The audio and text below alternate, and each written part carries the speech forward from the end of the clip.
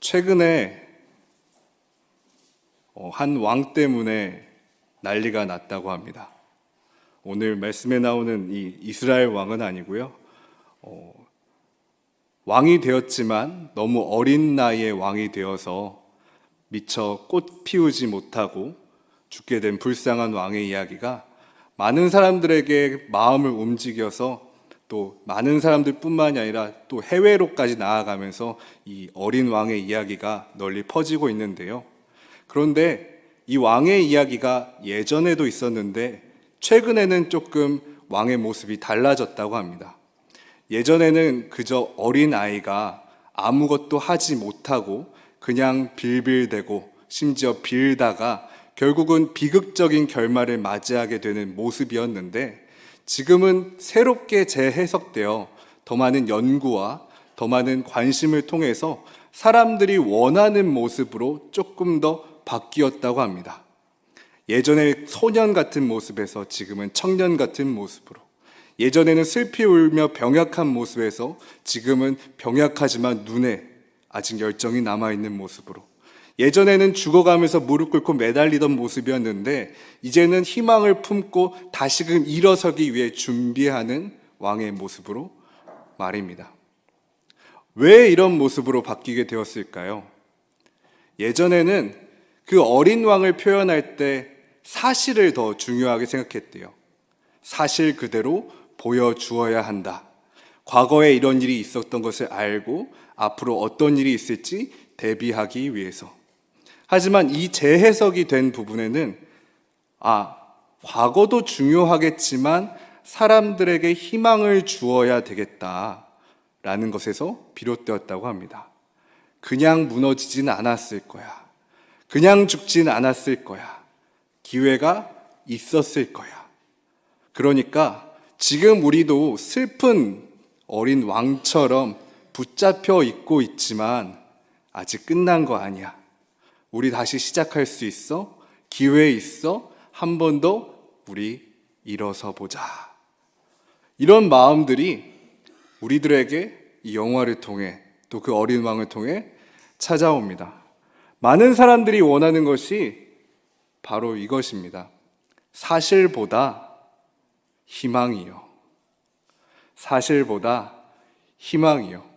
지금 정말로 힘들고 괴로운 시간들을 보내고 있지만 그 사실들을 직시하기보다는 앞으로 나아질 거야, 좋아질 거야, 누군가 우리를 구하러 올 거고 대신해 줄 거고 이 고통은 끝날 거야 라는 것을 품고 살아갑니다.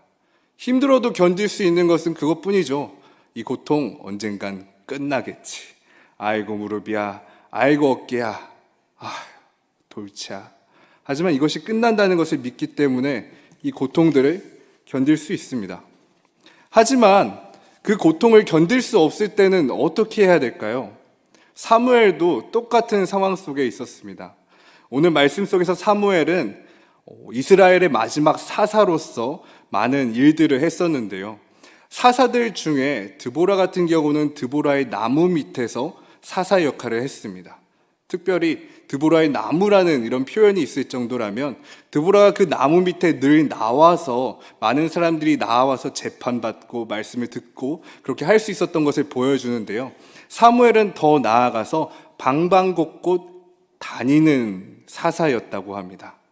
그가 자신의 위치에서 사사로서의 소임을 다했을 뿐만이 아니라 오늘은 어디를 가고 내일은 어디를 가고 하면서 자신의 일상을 모두 포기하고 사사로서의 삶을 살아왔다는 겁니다.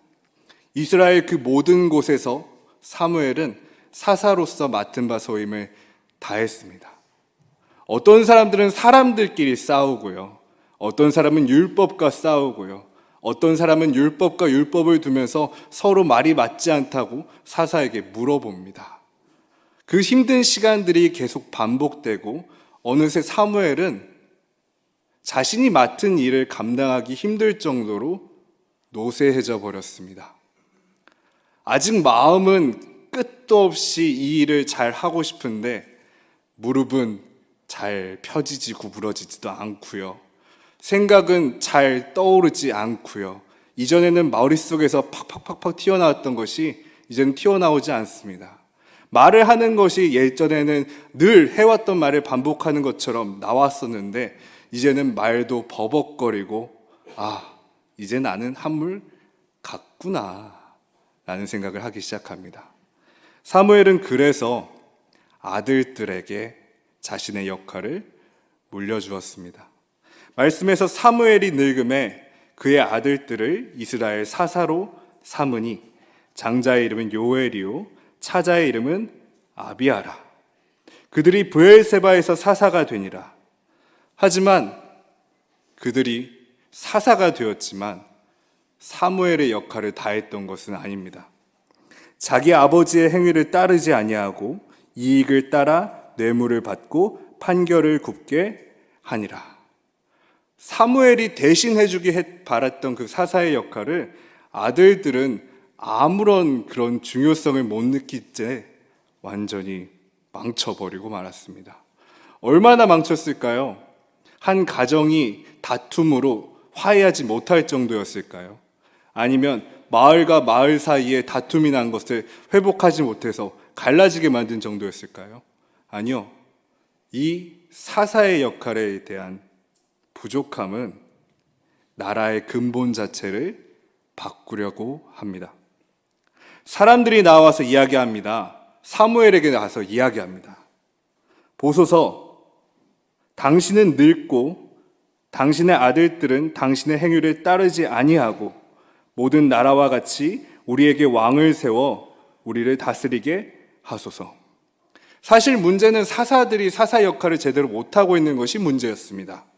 하나님의 말씀을 전하는 사사들이, 하나님의 말씀으로 통치를 해야 됐던 사사들이, 하나님의 말씀으로 심판해야 했던 그 사사들이 사사의 역할을 하지 못하고 있었는데, 사람들은 그 사사를 바로 세우는 것이 아니라 왕을 다시 세우자고 합니다. 왕을 다른 나라처럼 세우자고 이야기합니다. 이전에 하나님의 말씀대로 사는 것보다 다른 나라처럼 왕을 두자고 이야기합니다. 왜 그런 생각을, 왜 그런 배신과 반역을 일으키게 된 걸까요? 그것은 간단합니다. 그들이 사무엘과 사무엘의 아들들을 통해 하나님을 보고 있었기 때문입니다. 그들이 볼 수 있었던 하나님의 모습은 파편적으로 사무엘과 사무엘의 자녀들에게 투영되고 있었던 것입니다. 그래서 그의 아들들이 정의롭지 못할 때, 그의 아들들이 정직하지 못할 때, 그의 아들이 부정부패했을 때, 그의 아비가 늙었을 때, 주춤했을 때, 게을러졌을 때 그 모습을 보고 마치 하나님이 저런 모습이 아닐까라고 은연중에 생각했던 것입니다. 그들이 잘 알고 있던 하나님의 모습이 그렇게 왜곡되어질 때 그들은 오히려 알지 못하는 것이 더 낫다라고 생각합니다. 겪어보지 않았던 저 적국들의 왕이라는 제도, 저게 더 좋은 것이 아닐까? 그들은 그것을 모르기 때문에 그것을 믿기 시작합니다. 우리도 이런 실수를 많이 할 때가 있습니다. 우리가 하나님에 대해서 많이 알고 있다 생각할수록, 예수님에 대해서 알고 있다 고백할수록 우리는 그 모습과 믿음과는 좀 다른 모습으로 대합니다. 우리가 하나님을 알고 있다. 하지만 그것을 알고 있다고 고백할 때 우리의 행동은 다른 행동들을 하기 시작합니다. 알지 못하는 것들을 믿기 시작합니다. 하나님을 믿는 사람으로 살고 그렇게 행해야 되는데 믿는 것으로, 아는 것으로 끝나고 우리의 행동은 내가 겪어보지 못했던 하나님 말고 내가 가지 못했던 저 길, 저 경험, 저 배움, 저 직업, 저 능력, 저것이 더 위대하지 않을까라면서 끊임없이 조금씩 발을 옮겨 나갑니다. 그리고 고백합니다. 하나님, 우리도 다른 사람처럼 왕을 주세요. 사건은 그렇게 시작됐습니다. 하나님께서는 사무엘에게 말씀하십니다. 사무엘아, 사람들이 너를 미워하는 것이 아니야. 사람들이 너를 잘못 본 것이 아니야. 여호와께서 사무엘에게 이르시되 백성이 내게 한 말을 다 들으라. 이는 그들이 너를 버림이 아니요 나를 버려 자기들의 왕이 되지 못하게 함이니라. 나를 버리고 다른 신들을 섬긴 같이 내게도 그리하는도다. 그렇습니다. 우리 때문에 세상 사람들이 하나님을 볼 때, 예수님을 볼 때 왕이 되지 못한다라고 생각을 했었는데, 사실 하나님께서는 그것을 담담히 받아들이시면서 사무엘아, 괜찮아. 오히려 위로하십니다. 원래 그랬어. 너가 오해받는 것 속상해하지 마. 사람들은 원래 그랬어. 이 말이 마치 우리들에게 하는 말 같습니다. 교회에 다니는 우리가 살면서 참 많이 예수님의 뜻을 전하고 말하고 행하는데요. 사실은 우리가 하는 만큼이 아니라 사실 세상 사람들은 예수님에 대해서 별로 좋아하지 않습니다. 예수님이 선하다고 이야기하지만, 예수님이 대단하다고는 하지만, 예수님에 대해서 많이 알고 있지만 예수님을 믿지 않습니다. 사실 싫어합니다. 좋아하지 않습니다. 그 때문에 전쟁이 일어났다. 그 때문에 기근이 일어났다. 그 때문에 싸움이 일어났다. 라고 이야기하며 예수님을 모욕합니다. 사실 그 책임이 사무엘과 사무엘의 아들들에게 있었던 것처럼 사실 교회도 그 책임에 빠져나올 수는 없는데요. 그럼에도 불구하고 하나님께서는 교회한테 이렇게 위로하시는 것 같습니다. 교회야, 너가 나쁜 것이 아니라 세상 사람들은 원래 그런 거란다. 교회야, 너가 잘못해서 예수님이 욕을 먹고 너가 잘못해서 예수님이 무시당하는 것이 아니라 세상 사람들은 원래 그런 거란다. 사무엘은 그 말에 아무래도 위로를 받았을 겁니다. 사실은 그도 찔리는 것이 분명히 있을 것이니까요. 그가 아픈 무릎 때문에 뛰지 않았던 그 시간들, 목이 아파서 외치지 않았던 그 모든 것, 자식들에게 말씀과 하나님에 대해 가르치기보다는 쉬었던 그 많은 날들이 사무엘은 떠올랐을 거니까요. 하지만 그럼에도 불구하고 하나님께서는 사무엘에게 너의 책임이 아니라고 말씀하십니다. 그리고 이야기하십니다. 죄를 묻기보다, 책임을 묻기보다 이렇게 말씀하십니다. 그들의 말을 듣되 너는 그들에게 엄히 경고하고 그들을 다스릴 왕의 제도를 가르치라. 하나님께서는 왕의 제도를 가르치라고 사무엘에게 이야기합니다. 사무엘은 그들이 원하는 왕의 모습이 어떠한지 공부하기 시작했을 겁니다. 사무엘이 율법과 말씀과 하나님에 대해 잘 알았겠지만 그들이 원하는 왕에 대해서 어떠한지는 잘 몰랐을 겁니다. 하지만 그럼에도 불구하고 오늘 말씀에서 사무엘이 이렇게 자세히 이야기하는 것을 보면 그들이 왕에 대해서 잘 모르는 것을 똑바로 알기 위해 사무엘이 세상에 대해서 더 많이 공부하고 묵상하고 기도했다는 것을 볼 수 있습니다. 사무엘이 이야기합니다. 너희를 다스릴 왕의 제도는 이러하니라. 그리고 계속해서 이야기합니다. 아들들과 딸들과 너의 집과 너의 가진 것과 종들과 가축까지 너의 모든 것에 대해서 이야기를 합니다. 이것은 사무엘이 그만큼 그들이 원하는 것이 어떠한 건지에 대해서 설명하기 위해 열심히 공부하고 묵상했다는 것을 보여줍니다. 하나님께서 오늘 사무엘의 모습을 통해 우리에게 이야기하십니다. 교회야, 그리스도인아, 너의 책임을 묻지 않을 테니까 세상을 보고 그들이 원하는 것이 어떠한지를 살펴보아라. 그리고 그것이 무엇이 잘못되었는지를 가르쳐 주어라.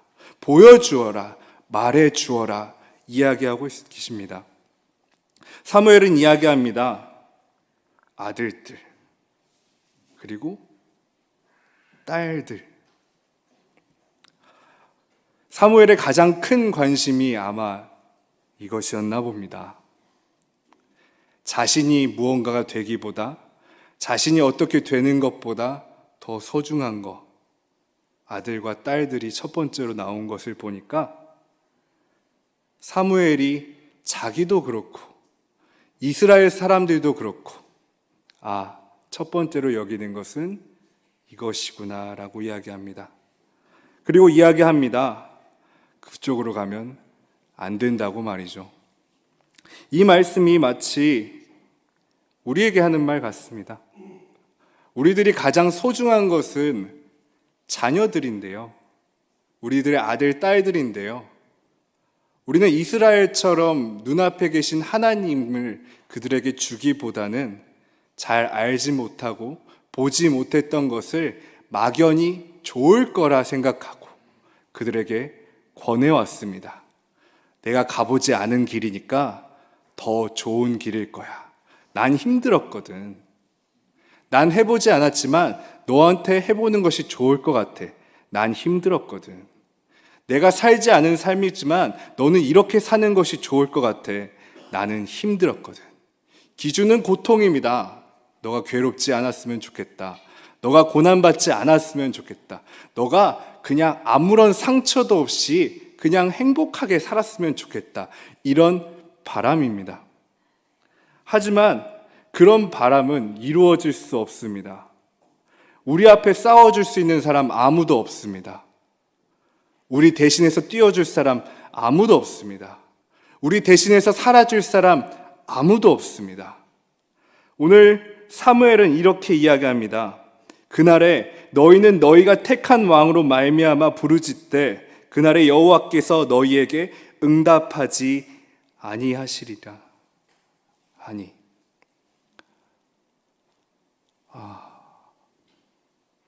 참 무서운 말인데요. 저는 하나님께서 침묵하신다는 것이 제일 무서운 것 같습니다.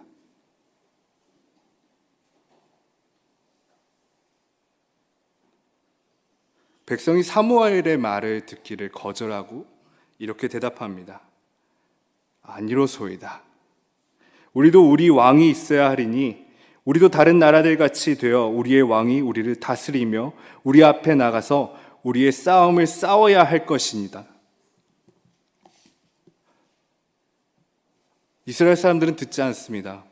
사무엘이 얼마나 왕의 제도에 대해서 열심히 공부했는지 하나님의 뜻과 마음이 어떠한지를 막 설명함에도 불구하고 이미 그들은 자신들이 생각하는 왕의 모습에 취해버려서 더 이상 들리지 않습니다. 다른 나라같이 되어, 다른 나라는 그런 왕이 없거든요. 대신 싸워주는 왕 없습니다. 우리 앞에 나가서 우리의 싸움을 싸우는 왕 그런 거 없습니다. 그럼에도 불구하고 있다고 믿으며 그들은 하나님으로부터 눈 감아버리고 말았습니다. 이 장면이 이때 한순간의 장면이 아니라 계속해서 반복되어지는 장면이고요. 왕을 구하는 장면은 계속 반복돼서 오늘 종려주일까지 이어집니다. 이스라엘 사람들이 호산나 호산나 외쳤던 그 순간에도 그들이 원했던 것은 왕이었습니다. 하나님의 임재와 하나님의 뜻과 하나님의 통치가 아니라 다른 나라처럼 우리의 왕국을 다시 되살려줄 왕이 원하고 있었습니다. 로마처럼 강력한 왕국, 로마 군대처럼 강력한 장군, 로마 시스템처럼 우리를 이끌어줄 리더 말이죠. 다윗의 자손이여 다윗의 자손이여 호산나 호산나 우리를 구원하소서 구원하소서 외치고 있었지만 예수님께서 예루살렘 성전으로 들어가고 계실 때 예수님을 원했던 사람은 한 명도 없었습니다. 왕을 원했던 사람들 뿐이었죠. 그 왕이 저 사람에게, 내 왕이 저 사람에게, 다른 나라보다 더 뛰어난 왕이 저 사람에게 바라고 있었습니다. 마태복음에는 이렇게 기록되어 있는데요. 마태복음 21장에는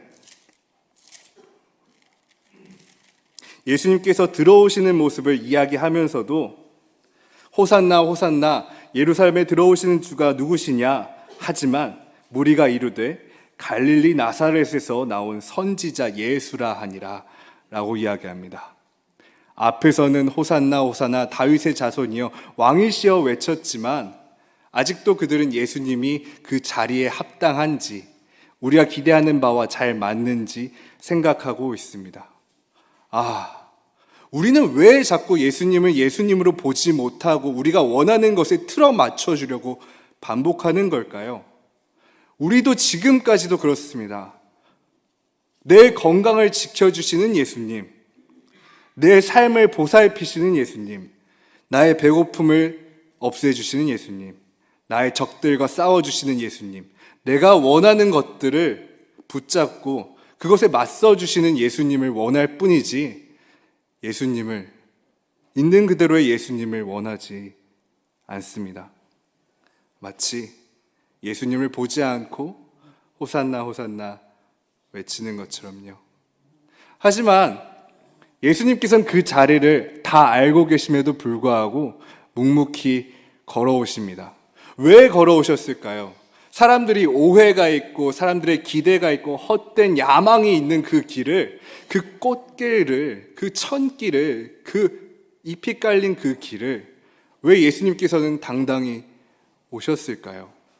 나귀를 타고. 왜냐하면 예수님께서 왕이 되는 것을 사람들만 원했을 뿐만이 아니라 하나님께서도 원하셨기 때문입니다. 나귀 타고 오는 겸손의 왕, 누구도 타지 않았던 나귀. 하나님께서는 예수님을 통해 보여주십니다. 헛된 야망과 오해가 그런 것들이 쌓여있는 왕의 모습에도 불구하고 온전히 하나님의 모습을, 하나님의 왕되심을 드러낼 수 있는 것을 자신의 아들을 통해 이끌어 내십니다. 예수님께서 오셨던 것은, 왕으로 오셨던 것은 사람들이 저마다 원했기 때문에 왕으로 오셨습니다. 네, 물론 그것도 맞죠. 하지만 근본적으로 예수님께서 우리를 다스리고 우리 앞에 싸우러 오셨던 첫 번째 이유는 하나님께서 그렇게 원하셨기 때문입니다. 우리가 예수님을 생각할 때 우리의 욕망과 우리의 소망으로 예수님을 생각할 것이 아니라 첫 번째, 하나님의 원대로 오신 예수님을 기억하십시오. 예수님께서 우리의 왕되심은 우리가 뽑고 선택한 것이 아닙니다. 우리 믿음과 신앙의 결과가 아닙니다. 하나님께서 세우셨고 하나님의 그 자리로 이끄셨습니다. 그리고 하나님의 뜻과 방법대로 왕으로 세우셨습니다. 마태복음 27장을 보면 이런 모습이 보입니다. 이에 총독의 군병들이 예수를 데리고 관정 안으로 들어가서 온 군대를 그에게로 모으고 그의 옷을 벗기고 홍포를 입히며 가시관을 엮어 그 머리에 씌우고 갈대를 그 오른손에 들리고 그 앞에서 무릎을 꿇고 희롱하여 이르되 유대인의 왕이여 평안할지어다 하며 그에게 침 뱉고 갈대를 빼앗아 그의 머리를 치더라. 희롱을 다한 후에 홍포를 벗기고 도로 그의 옷을 입혀 십자가에 못 박으려고 끌고 나가니라. 하나님께서 보여주시는 왕의 모습입니다. 그런데 놀랍게도 사람들이 원했던 그 모습 그대로입니다. 우리를 다스리고 우리 앞에서 싸우시는 왕. 예수님께서는 그렇게 고통으로 앞으로 나아가십니다. 적들의 조롱과 멸시에도 그것을 묵묵히 감내하면서 맞서 싸우십니다. 원래는 우리가 맞았어야 될 비난들입니다. 왜냐? 죄와 사망과 하나님과의 멀어진 결과물이기 때문이니까요. 하지만 그것을 왕이신 예수님께서 가장 앞에 서서 나서서 맞으셨습니다. 그리고 그것으로 표시하십니다. 이쪽 길이 맞는 길이라고. 예수님께서 보여주시는 그 고난은 단순히 적들이 때려서 맞는 것이 아니라 우리에게 보여줍니다. 어떻게 살아야 되는지에 대해서요. 내가 나의 고난을 피해서 살기 위해 사는 것이 아니라 남의 고난을 맞아주기 위해 살아야 된다는 것을 보여주십니다. 내가 세상에 왕처럼 살기 위해서 종처럼 사는 것이 아니라 하나님께서 왕 되심을 드러내기 위해서 다른 사람들 앞에서 종처럼 맞아야 된다. 견뎌야 된다라는 것을 보여주십니다. 예수님께서 우리에게 주시는 그 고난의 모습은 이것이 왕이 되는 방법이다. 이것이 왕의 자녀가 사는 모습이다라고 이야기합니다. 옷을 벗깁니다. 우리가 갖고 있는 권위나 자존심 같은 것 내려놔야 될 겁니다. 홍포를 입힙니다. 조롱합니다. 우리의 존재 자체를 부정하고 아니라고 이야기합니다. 가시관을 엮어 그 머리에 씌우고 우리에게 그 날카롭고 뾰족한 가시들이 생긴 것을 우리 머리에 씌운다고 합니다. 그리고 갈대를 그 오른손에 들리고 그 앞에서 무릎 꿇고 희롱하며 이른다고 합니다. 침 뱉고 갈대를 빼앗아 그의 머리를 친다고 합니다. 예수님께서 당하셨던 그 고난인데요, 이 부분이 시작입니다. 가시관과 옷 벗겨지고 침 뱉고 무릎 꿇리고 조롱당하는 거, 이게 예수님 고난의 시작이었습니다. 그렇다면 우리는 어떤 고난으로 예수님께 동참해야 될까요? 어느 정도의 고난을 감내해야 예수님께 나아갈 수 있을까요?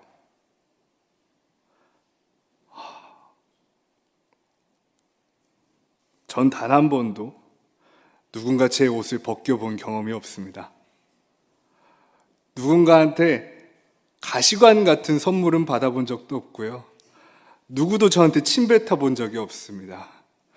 누구도 저한테 희롱하고 욕한 적이 없었습니다. 그런데 예수님께서는 우리 때문에 그것을 다 받아들이시고 계십니다. 여러분, 살면서 아프지 않게 살려는 마음을 버리십시오. 괴롭지 않고 싶다는 마음을 버리십시오. 고난을 피하고 싶다는 마음 버리십시오. 그리고 나아가서 자녀들에게도 고통과 고난과 괴로움이 피할 것이 아니라 마땅히 맞이해야 할 것이라고 이야기하십시오. 우리 살면서 반드시 괴로울 겁니다. 결국 다 괴롭게 되어 있습니다. 그렇다면 결정해야 될 것은 어떻게 괴로울지에 대한 것인데, 우리 괴롭고 힘들 거라면 주를 위해 괴롭자, 이렇게 이야기하십시오. 우리가 그냥 고난받고 괴롭고 슬퍼할 것이 아니라 우리 괴로울 때 주님 곁에 서 있도록 하자. 우리가 괴롭고 힘들고 죽어갈 때 그냥 죽어가는 것이 아니라 예수님 옆에 서서 죽어가자.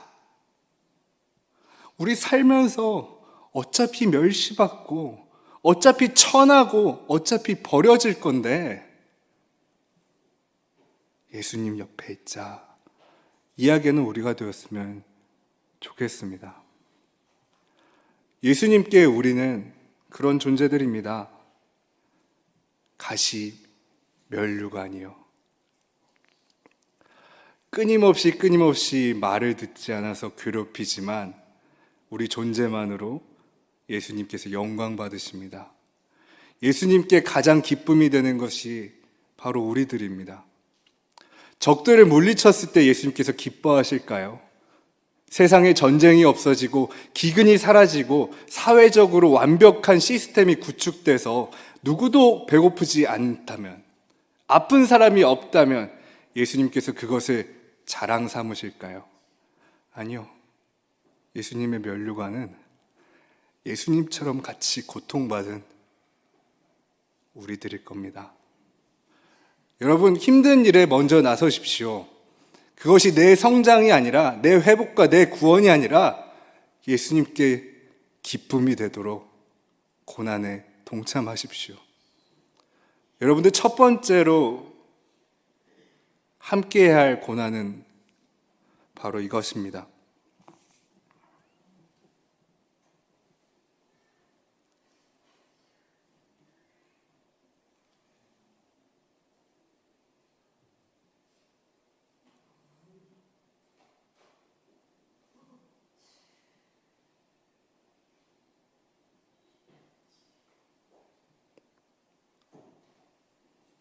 바로 침묵입니다.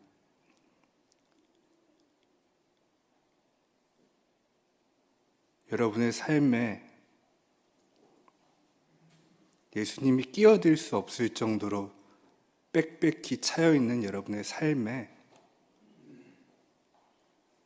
침묵으로 예수님의 자리를 만들어 주십시오. 말하지 않는 것 괴롭습니다.